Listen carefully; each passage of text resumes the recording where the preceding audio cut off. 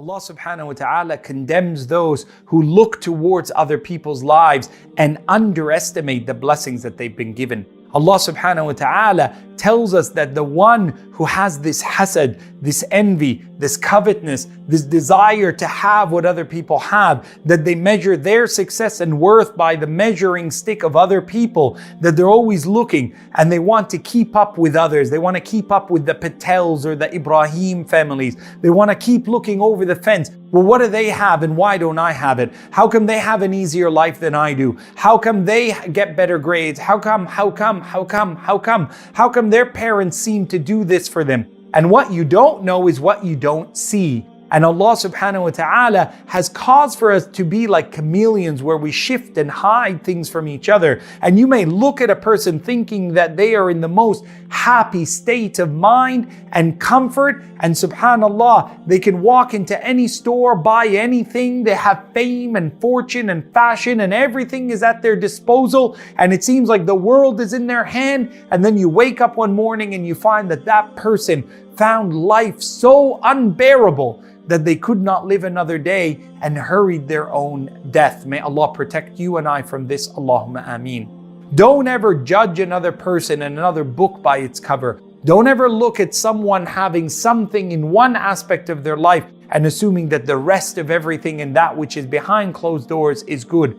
Rather, focus on yourself. Appreciate what you have. Enjoy the contentment that Allah has given you. And what you're missing out on, know that there are other things that you're not appreciating. And when you look towards others with that envy, covetousness, jealousy, you're actually showing Allah subhanahu wa ta'ala you're not appreciative of what He's given you, which is a transgression against your belief in fate. And that shows that your belief in qadr has diminished, that Allah gives good and evil to whom He wills, how He wills, that the major choices in your life are not in your hand and destiny. You couldn't choose what era you would be born in, what color your skin would be, what family style you would have, what nationality you would be born into. None of those decisions were given to you, but you're asked to make the best of your life according to your own way and ability, not by living somebody else's life and dreaming of it. And Allah subhanahu wa ta'ala warns even our Nabi sallallahu alayhi wa sallam, وَلَا تَمُدَّنَّ عَيْنَيْكَ إِلَى مَا مَتَّعْنَا بِهِ أَزْوَاجًا مِّنْهُمْ زَهْرَةَ الْحَيَاةِ الدُّنْيَا. In Surah Taha, don't let your eyes look towards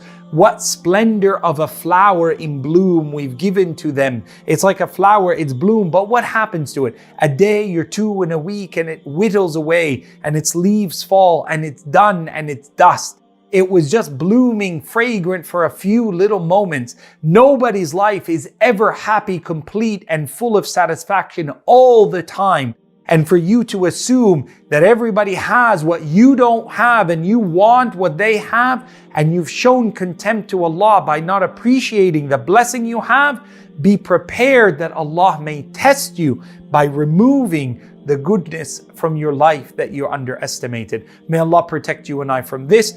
Don't transgress against the boundaries of Allah by being a person who covets and is jealous of the achievements, successes, and possessions of others. May Allah protect us from this. Allahumma ameen.